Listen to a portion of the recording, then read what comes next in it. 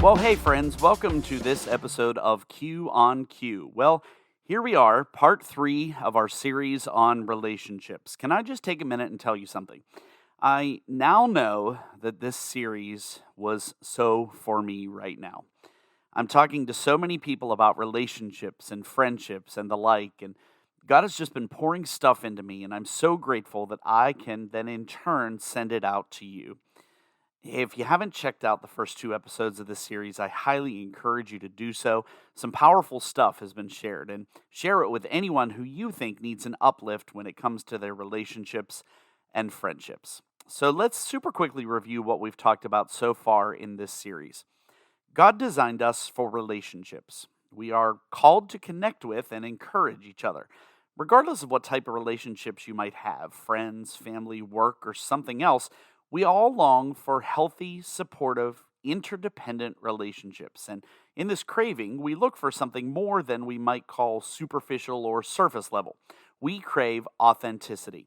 Authenticity is key to any relationship thriving. It allows us to reveal our true selves. It fosters trust, acceptance, and understanding between people. It creates openness and emotional intimacy no matter what type of relationship it is. Authenticity in relationships occurs when people are honest and genuine with each other. We all build relationships with people in our lives, our support system, our village. These are the people who we work with, hang out with, our family, those who help us. And from that, we have a few people who are our closest inner circle. And it's so important that those people who we literally do life with are the people God has placed in front of us. It's important for us to walk the path He calls for us so those people will come in our path and we can make life changing connections with them. So today, I don't want to be a downer after two episodes of uplift and connections and friends, but today I want to talk about what we need to watch out for. Just like connections with others are so important, it's just as important to define what those are, do what we need to maintain their health, and know where any boundaries exist in our relationships. Setting healthy boundaries in your relationships can help you protect your identity and personal space. It can also prevent others from taking advantage of you or limiting what you've been called to do. Setting boundaries can enhance your mental and emotional well being and actually strengthen your relationships with others. When a relationship lacks boundaries, there are some very damaging and evident side effects that can occur. Now, I'm not saying it happens all the time, but sometimes, without boundaries, it can be difficult to trust other people, and you might find it difficult to take care of yourself because something in the relationship is putting a strain on you.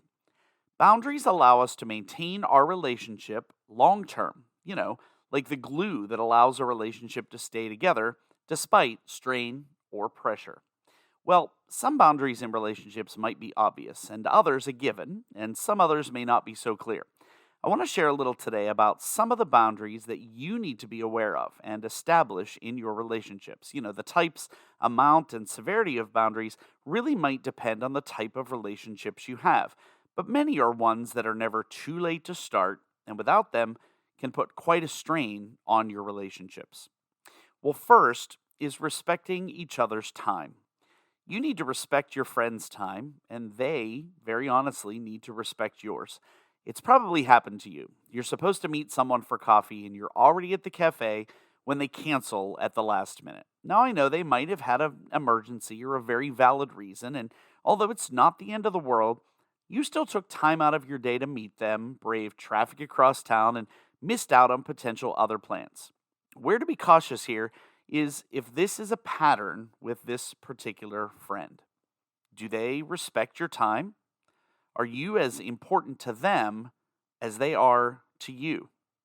Most relationships have a very clear expectation or a repeated pattern that becomes the norm, where both parties know how they connect in life, through what means and how often.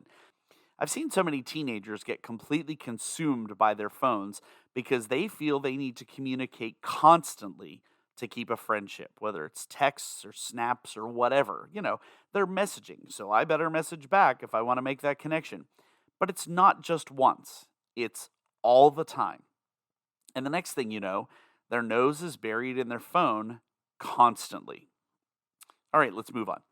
Relationships, like communication, can't be one sided if they are to be successful. That friend who only seems to contact you when they need something. A boundary that goes unchecked in many relationships is the non reciprocal benefits issue. We probably all know someone who is relentless and keeps coming at us for their own benefit, not ours. And maybe they need us in a particular season or for a particular reason. But sometimes we need to set limits. I heard a quote one time that applies to this well. It said, "Givers need to set limits because takers never do." The type of relationship you have and where the other party is in your circles will probably determine how much you share with them about certain parts of your life. You probably have friends who know almost everything about you and others who don't, and that's perfectly okay. Some people have this idea they need to tell everybody they know everything going on in their life. The people that post every 3 seconds on social media. I just went to the bathroom. I'm kidding. I've never seen that before, but you get the point of where I'm going with that. And while you can be as open or private about things as you'd like, to what level you choose to share can impact a relationship. If we are that way and the other party isn't the same, or maybe we aren't and the other party is, we need to allow the other side to also feel comfortable keeping things to themselves or being as open as they'd like, with exception. Remember that just because somebody doesn't share doesn't make them less of a friend, and it doesn't lessen your relationship with them. But this is where a boundary can be effective. If they start to share a little too much, maybe you could set a boundary as to what's acceptable in your relationship. So here's the honest truth. While we would love to say we can be completely open and share everything with all of our friends, and that everyone can and should be involved with us in all facets of life, it's just simply not the truth. We've talked about how those much more personal, intimate details of your life are reserved for those closest to you. And this is where boundaries can be so important. I'm going to try to say this in the nicest way possible. Some friends mean well, but they just don't know when to stay out of your business. Having that boundary allows you to have the choice of what, when, and how you choose to have aspects of your life shared. So, what about when we have friends or people we connect with, even on a pretty decent level, that just have some blatant differences? For example, what if they aren't on the same page with you politically, or in their language that they use, or how they spend their time, or morally? We could go 1,000 different directions here, and different people are going to have their different opinions about this. But here's what I will say that is completely my opinion. If you have a dear friend, an incredible connection with major differences in this area, some boundaries about what is and what isn't appropriate to discuss or do are necessary.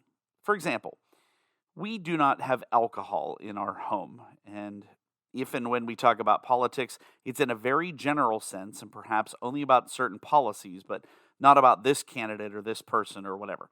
And I like to think sometimes that these things can be understood between parties, but sometimes it creates an uncomfortableness. If somebody who you think you're friends with shows up for dinner and says, "So, what do you think of this guy?" Blah, blah, blah, whatever it happens to be. What if they bring it up during a game night or a dinner and you really don't want to talk about it? You can either deflect the conversation, water it down, or just straight up say it isn't something you want to talk about. Especially in the past dozen years or so, I've seen so many friendships, lifelong connections, lost over who voted for who. Because my colleague next door at work voted for the other guy means I shouldn't still try to maintain a connection with them? I can't even think about that. This is where you either establish a boundary or if you offer to talk about it, expect some things to be said that might create uncomfortableness or even some hurt. This is where communication is so effective. Ever get in a fight with a friend over text or even the phone? There's nothing like communicating, with a person to make sure what each other is saying is shared correctly. But in regards to communication, this is where we sometimes need to establish a boundary. Some people like to talk in person. Others like texting better. For some, maybe a video call might be necessary. But what about that friend who will send 20 texts in a row and not allow you to respond or wait for you to respond? If a boundary is being broken and you want to maintain that connection, you can't be afraid to let the other party know when it's too much. Setting a personal boundary about communication and how you communicate will allow you to have less stressful interactions in the future. Okay, so those are some things that I feel are important boundaries to create in a relationship. But in reality, how do we set those boundaries up? And just what types of things are really boundaries in relationships? Well, I'll start by saying this. You might be hearing all this and thinking, this is a lot easier said and heard than done. And that can be true because sometimes we find our communications or our interactions want to be times of happiness and want to be times that we are making good connections, and we don't want to bring up something of an awkward nature. But there are some boundaries that are important for our friendships and our relationships to be as strong as they can be. What about boundaries of time? What I mean in this is in regards to the importance of your time and their time.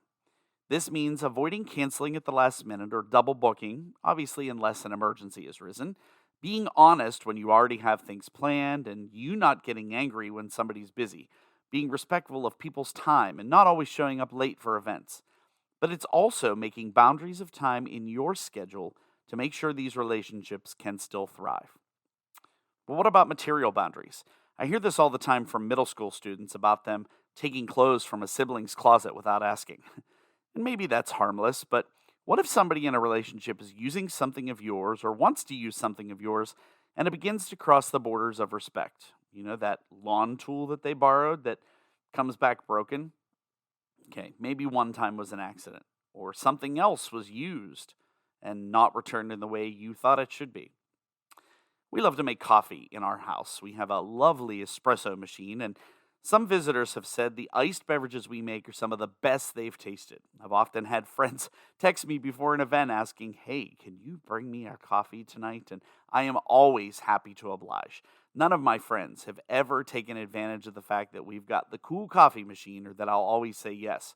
Now, if I started to get the "Hey, can you start bringing me a drink every day" message, or I'm going to be, a mile away from you. Can we meet up and get this and or whatever? It might start to become an issue if whatever the circumstance is, it seems to be a bit too often. I might have to think twice about that. It's okay to insist that some boundary is respected. Like, I can bring you coffee today, but I won't be able to make it all the time. So that's just one example of material things. But what about physical boundaries? Some of us like to have a bubble. I have a student this year who really hasn't grasped personal space, and I feel like stands inches from my side when talking to me. And I'm constantly reminding him to take a step back and respect personal space. But on the flip side, I'm a hugger, and I'm not afraid to be appreciative or greet someone by expressing a handshake or a hug. But what about the people that aren't okay with it? It's okay to offer a high five, a fist bump, a wave, or whatever you feel comfortable with. Especially post COVID, a lot of people just didn't feel comfortable in case germs were present. Just like you can set up boundaries of what you're comfortable with, respect that of others. And here's one that is kind of a touchy subject a lot of times, and one I've struggled with through the years: intellectual boundaries. Now, hear me out. I'm not talking about somebody being smarter or less intelligent than someone else. Here's what I'm referring to. Have you ever been in a conversation with a friend where the facts are clearly presented and you've just run completely out of explanation and the other party just doesn't get it? Or in something where the two of you just don't agree, and rather than expressing your viewpoint or even facts and ending it there, we escalate it far beyond. Most of us get incredibly frustrated, and it turns from discussion to disagreement to argument, and maybe even to a time of separation. I can't sit here and say I've never been guilty of this very thing. I like to think as I've gotten older, I've tried to control my temper in these situations, but what we have to realize is that this is a type of boundary. We need to set limits how far discussions get and also limits on our responses in those situations. I understand what you're saying. We just don't seem to agree. Or can we talk about something else right now? Or I don't mind if you disagree with me, but please don't insult me. It's okay to let people know that you're fine with having differences of opinions and that you'll continue to appreciate their uniqueness. And I know there are many other types of boundaries out there: emotional, political, spiritual, material, work, and the like. So I hope if something in life you identify needs boundaries, you are able to take a step back, look at the relationship, and see what you need to do and how you can do it to allow those boundaries to preserve, maintain, and enhance your relationships. If you don't know how to set those boundaries, here are a few suggestions for what you can do. The first and one of the most important things I can recommend is to always express the value of the relationship to you. Knowing how to set boundaries with friends isn't about hurting feelings, it's actually quite the opposite. Setting boundaries doesn't always have to be directly discussed, but even when it does, it's letting the other party know how much you value your connection with them. Never be afraid to communicate. I can't tell you how many friendships, connections, and relationships, especially dating and married people, who allow their relationships to be fractured just because they won't talk. I can't tell you how many teenagers, including my own, who have issues in a relationship feel like they never seem to come to a resolution, all because they just won't speak. They won't talk about it. I feel myself saying all the time, why don't you just talk to them? Have I seen those conversations go south sometimes? Sure, but the number of resolutions and reconnections far outweigh those that fall off, just when we're willing to talk about it. And perhaps the most important thing is to compromise without compromising. Here's what I mean. In some cases, you and a friend may need to admit your differences and meet in the middle. You may have a personal boundary that's opposite from theirs. Never compromise who you are, but do what you can to compromise or give in areas that don't invalidate who you are morally, if it means maintaining your relationship with someone. Even though it can be an intimidating thought, knowing how to set boundaries with your friends is important for your and their long-term happiness and the success of your relationship. Any relationship that's good for you will likely flourish and grow after you set healthy boundaries. Well, most of us have our person, the person you literally tell everything to. They know your stories, they know your testimonies, they often know your most intimate details. Even in relationships that seem like they're unshakable, unquestionable, and immovable, you need boundaries. Without boundaries, even the best of friendships can become stressed, fractured, or even broken. And although it might seem awkward at first, setting healthy friendship boundaries, even in the closest relationships, is very important for your relationship's endurance. Violating boundaries with those closest to you can result in feeling used, confused, and sometimes heartbroken.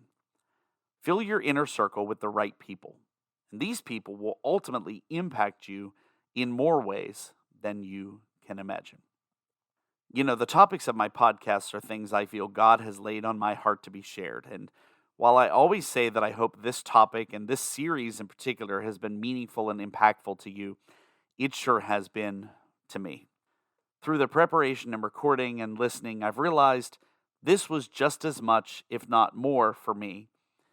And I'm so grateful every day for what I'm being taught and how God is allowing me to learn and share through this outreach. It's been a pleasure being with you again this time, and I hope that this 3-part series has been meaningful to you. Next time, I'm going to kind of go a different direction, and I'll be sharing something that is going to be kind of fun, yet kind of serious, and I have a lot to say about it. Our next episode is entitled Bumper Stickers. You might be thinking, where's he going with this? Well, what do bumper stickers teach us?